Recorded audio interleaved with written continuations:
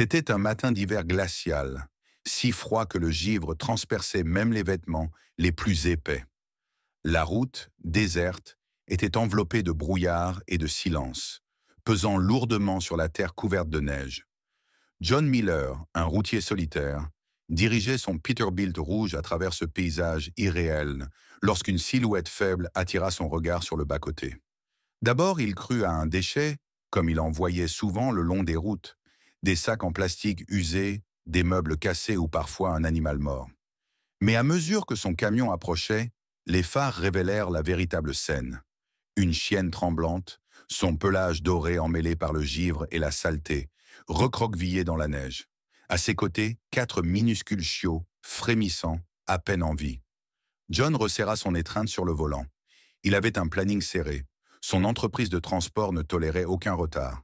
Pourtant, alors qu'il s'apprêtait déjà à continuer sa route, il entendit la voix de sa défunte épouse Catherine résonner dans son esprit. Parfois, les anges apparaissent aux endroits les plus inattendus. Un juron lui échappa tandis qu'il appuyait sur la pédale de frein. Le camion s'arrêta dans un sifflement d'air comprimé. John passa au point mort, attrapa la lampe torche dans la boîte à gants et ouvrit brusquement la portière. Le froid le frappa comme une lame. La neige crissa sous ses bottes alors qu'il s'avançait vers le bas-côté. « Hé, tout va bien ?» lança-t-il, mais sa voix fut aussitôt engloutie par le silence. La chienne leva faiblement la tête. Ses yeux bruns croisèrent les siens. Il y lut de la peur de l'épuisement. Et autre chose, un espoir fragile. John s'agenouilla, ses genoux s'enfonçant dans la neige. « Tout va bien, ma belle », murmura-t-il en tendant la main. Elle ne bougea pas. Sa respiration était faible, son corps secoué de frissons. Les chiots se pressaient contre elle. L'un d'eux émit un petit gémissement plaintif. Il savait qu'il ne survivrait pas ici. « Bordel !» souffla-t-il. Que pouvait-il faire? Il ne pouvait pas emmener des chiens errants dans sa cabine. Mais s'il les laissait là, il ne pourrait jamais chasser leur image de son esprit. Il prit une profonde inspiration. « D'accord, ma belle », dit-il enfin en retirant son manteau épais. Avec précaution, il ramassa les chiots un à un et les enveloppa dans le tissu chaud. La mère laissa échapper un faible gémissement. « Je sais, ma grande », murmura-t-il doucement. « Je ne vous abandonnerai pas. » Un silence s'installa entre eux lorsqu'il se tourna enfin vers elle. « Allez, viens !» chuchota-t-il. Comme si elle comprenait, elle rassembla ses dernières forces, vacilla, mais finit par le suivre jusqu'au camion. John ouvrit la portière du côté passager et installa d'abord les chiots sur le siège. Puis avec précaution, il souleva la chienne. Elle était plus légère qu'il ne l'aurait cru, bien trop maigre. À l'intérieur, elle se roula immédiatement autour de ses petits et ses tremblements s'atténuèrent peu à peu dans l'air chaud de l'habitacle. John reprit place derrière le volant et remit le moteur en marche. Il jeta un regard à la chienne. « Il te faut un nom », murmura-t-il, réfléchissant un instant. Puis un faible sourire étira ses lèvres. « Lucie, je vais t'appeler Lucie. » Le camion reprit sa route, s'enfonçant dans le brouillard de plus en plus dense. John était en retard, il avait perdu son rythme, mais pour la première fois depuis des années, il s'en moquait. « Parfois, les anges apparaissent aux endroits les plus inattendus », murmura-t-il en regardant la route disparaître devant lui. La route s'étirait à l'infini à travers l'immensité hivernale. Le givre alourdissait les branches dénudées des arbres bordant l'autoroute. Les pensées de John tournaient en boucle, tandis qu'il fixait le voile blanc du matin à travers le pare-brise. Il n'avait aucune idée de ce qu'il allait faire de Lucie et de ses chiots. La station-service où il avait l'habitude de s'arrêter était encore à une demi-heure de route. Peut-être que Sarah, qui y travaillait, aurait une idée. Lucie était maintenant plus calme sur le siège passager, ses yeux à moitié clos. Pourtant, chaque fois que le camion cahotait sur une aspérité de la route, ses oreilles tressaillaient. Elle était épuisée, mais sur le qui-vive. John secoua la tête. « Qu'est-ce que je suis en train de faire, bon sang ?» murmura-t-il pour lui-même. Lorsque la station-service familière surgit enfin du brouillard, il manœuvra lentement son camion jusqu'au parking. Le moteur râla lorsqu'il coupa le contact. Un coup sec contre sa vitre le fit sursauter. Il leva les yeux. Sarah Parker se tenait là, emmitouflée dans son manteau vert, un regard intrigué sur le visage. « John Miller, qu'est-ce que tu as là ?» Il poussa un soupir et ouvrit la portière. « Tu ne me croirais pas, même si je te le racontais. » La pompe à essence émit un grincement léger, tandis que John Miller remplissait le réservoir de son camion. Le vent glacial transperçait sa veste alors qu'il observait Sarah, qui examinait attentivement Lucy et ses petits. Son front était plissé par l'inquiétude tandis qu'elle caressait doucement le pelage emmêlé de la chienne. « Où les as-tu trouvés ?» demanda-t-elle à voix basse en levant les yeux vers John. « Au bord de l'I-95. Il n'aurait pas survécu à la nuit. » Sa voix était rauque même à ses propres oreilles. Il savait que Sarah aimait les chiens, mais cette histoire n'était pas qu'un simple cas d'abandon. Quelque chose dans l'état de Lucy le troublait profondément.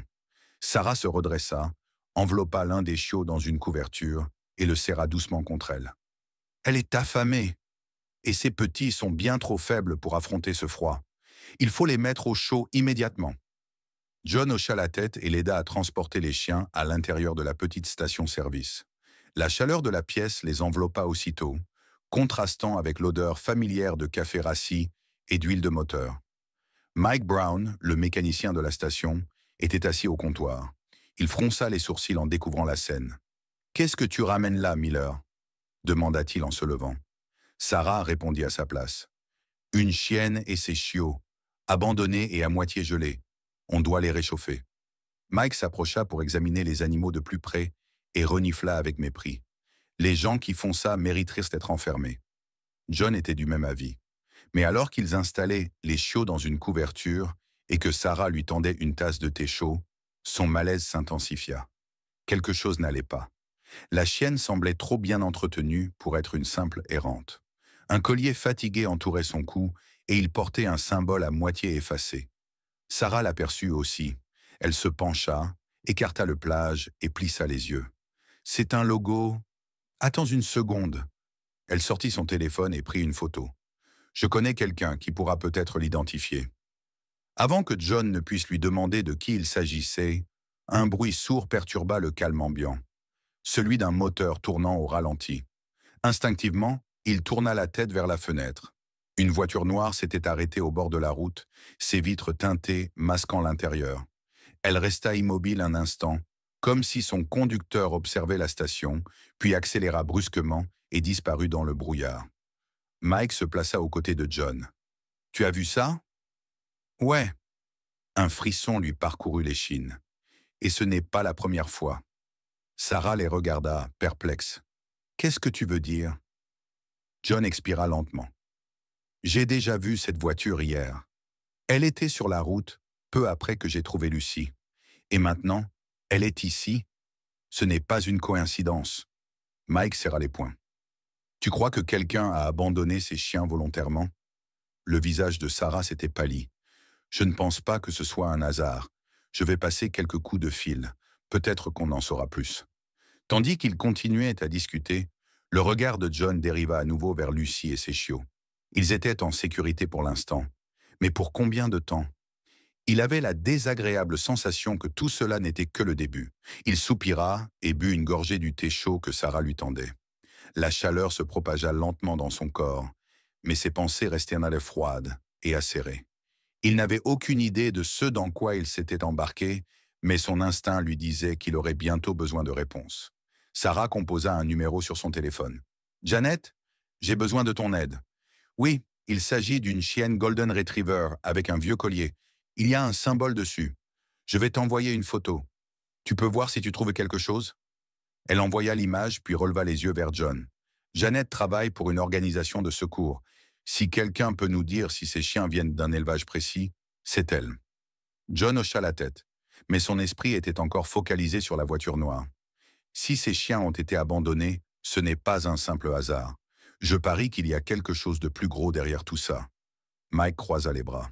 « Tu penses que quelqu'un essaie d'empêcher qu'on découvre la vérité ?»« Je n'en sais rien, » admit John. « Mais je compte bien le découvrir. » John Miller était assis dans la station-service, le regard perdu à travers la fenêtre dans l'épais brouillard.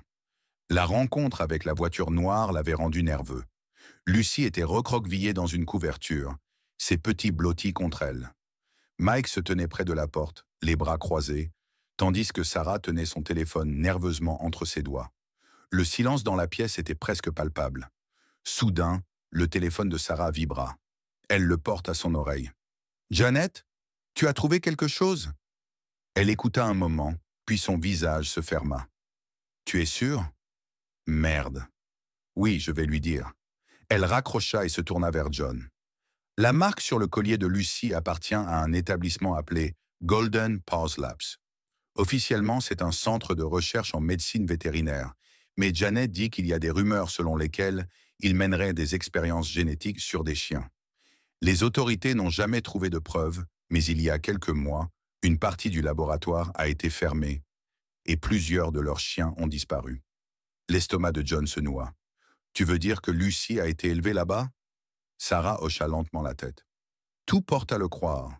Et si c'est le cas, ils ont probablement voulu s'en débarrasser parce qu'elle n'était plus utile pour leurs expériences. » Mike lâcha un juron. « Alors ils l'ont simplement jetée dans le froid avec ses chiots pour régler le problème ?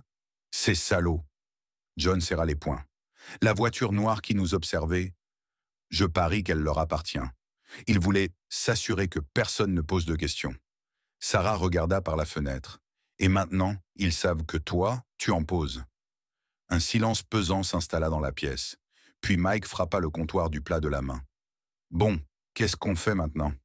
John inspira profondément. « Je veux retourner là où je l'ai trouvé. Peut-être qu'il y a d'autres indices. Mike, tu viens avec moi ? Sarah, toi, reste ici et veille sur Lucy et les chiots. » Sarah acquiesça. « Faites attention à vous. » Dehors, le froid s'était encore intensifié.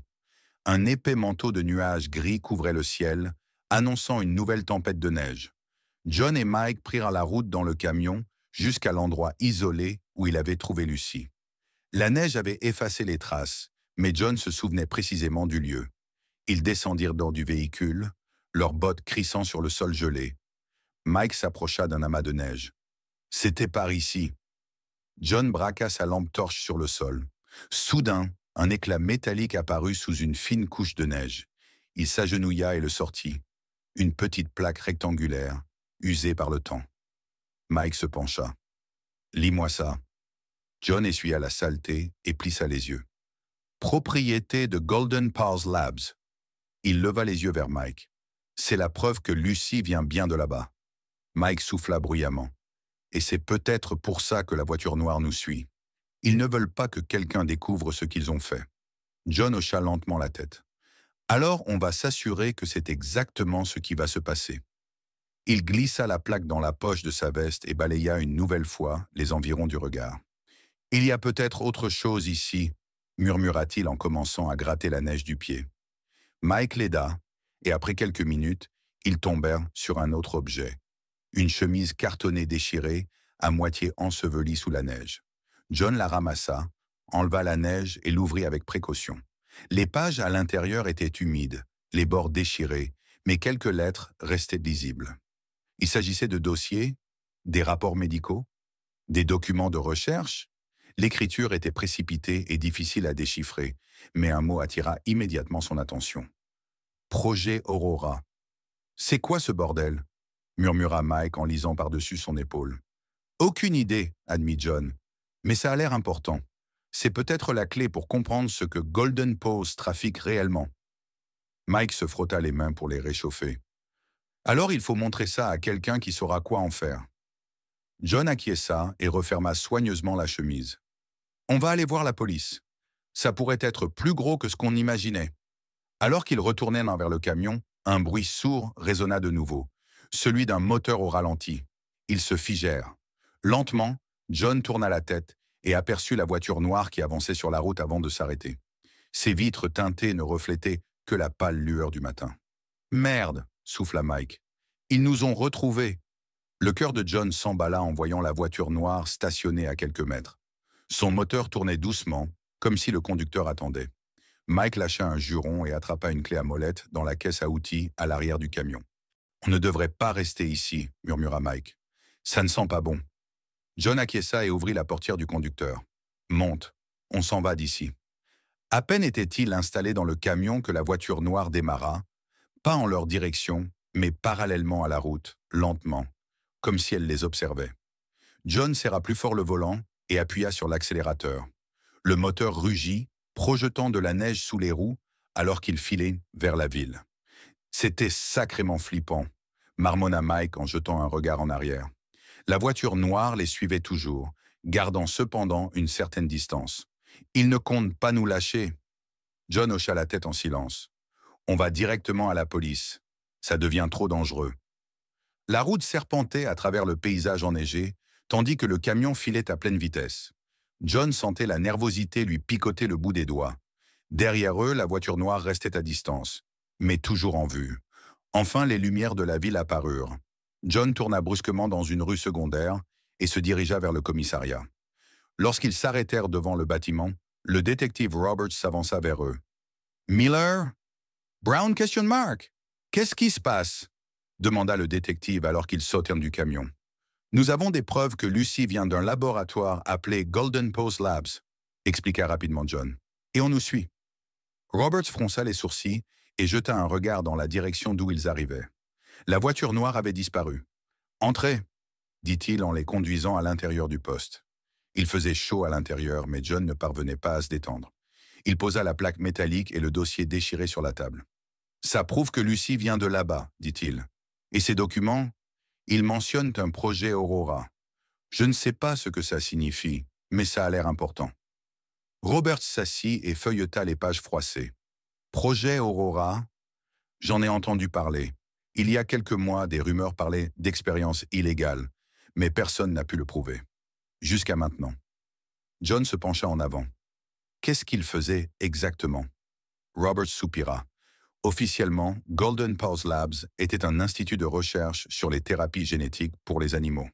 Mais nous soupçonnons qu'en réalité, ils élevaient des chiens dotés de caractéristiques particulières, plus forts, plus intelligents, qui pourraient être utilisés pour des applications militaires, voire pour des combats illégaux. Et si un chien ne correspondait pas à leurs attentes, il était éliminé. La mâchoire de Mike se crispa. Alors ils ont simplement jeté Lucy et ses chiots. Roberts hocha lentement la tête. C'est exactement ce que ça laisse penser. Soudain, le téléphone de John vibra. Un message de Sarah. « Quelqu'un est passé ici. Il a demandé après toi. Je crois que tu devrais être prudent. » Le cœur de John manqua un battement. Ils n'étaient pas seulement suivis, ils étaient activement recherchés. Il releva les yeux vers Roberts. « Qu'est-ce qu'on peut faire ?» Le détective s'adossa à son siège. « Je vais sécuriser ces documents et demander un mandat de perquisition pour Golden Pulse Lab, mais ça va prendre du temps. En attendant, soyez prudents. » Mike grogna. « Et s'ils reviennent ?» Roberts le fixa gravement. « Appelez-moi immédiatement. » John acquiesça, mais une inquiétude persistante s'installait en lui. Ils étaient allés trop loin pour faire marche arrière. Sur le chemin du retour vers la station-service, John roulait plus lentement. Il était convaincu qu'ils étaient moins surveillés. Chaque voiture sombre lui donnait un frisson d'alerte. Lorsqu'ils arrivèrent enfin, Sarah les attendait dehors, le visage grave. « Il est revenu, » dit-elle immédiatement. « Un homme en manteau sombre.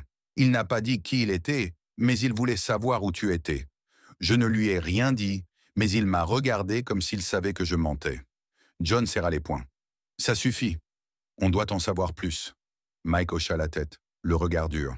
« Alors allons rendre une petite visite surprise à Golden Pulse Lab. » John savait que c'était risqué, mais il savait aussi qu'il ne pouvait pas s'arrêter avant d'avoir découvert la vérité. John Miller savait qu'il n'y avait plus de retour en arrière. Golden Pulse Labs détenait les réponses, et s'ils voulaient les obtenir, ils allaient devoir affronter le danger. « On y va !»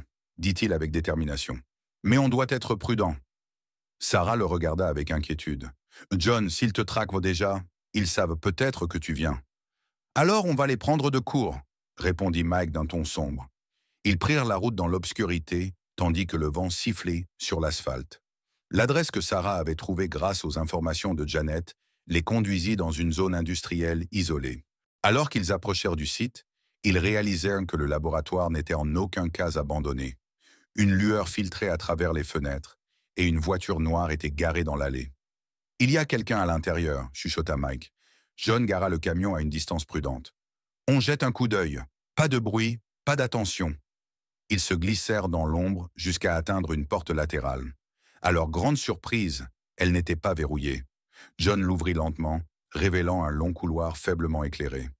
Les néons au plafond vacillaient et une forte odeur de désinfectant flottait dans l'air.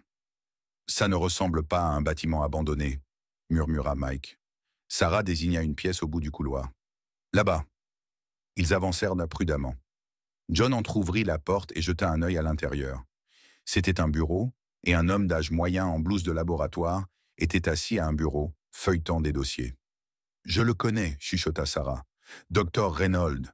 Il était l'un des scientifiques en chef ici. » John prit une profonde inspiration, puis ouvrit la porte en grand. « Dr Reynolds. » L'homme se figea, les yeux écarquillés. « Qui êtes-vous » ? « Quelqu'un qui veut savoir ce que Golden Paws Labs a fait à Lucy et aux autres chiens. » Le scientifique les regarda tour à tour. « Je ne peux pas. Vous ne comprenez pas à qui vous avez affaire. »« Alors expliquez-nous, » dit John en croisant les bras. Reynolds hésita, puis baissa la voix. « Golden Paws n'était qu'une façade. Nous avons modifié génétiquement des chiens pour des programmes militaires. Plus forts, plus rapides, plus obéissants. Lucy faisait partie d'un essai, mais elle n'a pas passé les tests. Au lieu de l'euthanasier, quelqu'un l'a fait disparaître. Je ne sais pas qui, mais il ne voulait pas que ça se sache. » Les poings de John se serrèrent. « Alors ils l'ont simplement jeté ?» Reynolds hocha faiblement la tête. « Je le regrette, mais il y a des gens bien plus dangereux que moi. Vous devez partir avant qu'ils ne réalisent que vous êtes ici. » Soudain, un bruit fort retentit dans le couloir. Des pas.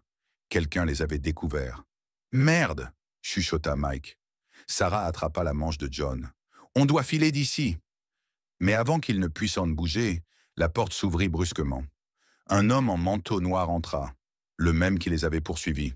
« Monsieur Miller, » dit-il avec un sourire glacial, « j'espérais ne pas avoir à vous revoir. »« Dommage pour vous, » grogna John. L'homme sortit une arme. « Vous n'avez aucune idée de ce dans quoi vous vous êtes embarqué. » John jeta un coup d'œil rapide à Reynolds, dont le visage avait pâli. Puis il fixa Mike, qui faisait lentement tourner une barre de métal dans sa main. « Peut-être pas, » répondit John calmement. « Mais une chose est sûre, je ne vous laisserai pas utiliser Lucy et ses chiots pour vos sales expériences. » Dans un mouvement synchronisé, Mike abattit la barre sur le bras de l'homme, tandis que John se rua sur lui et lui arracha son arme.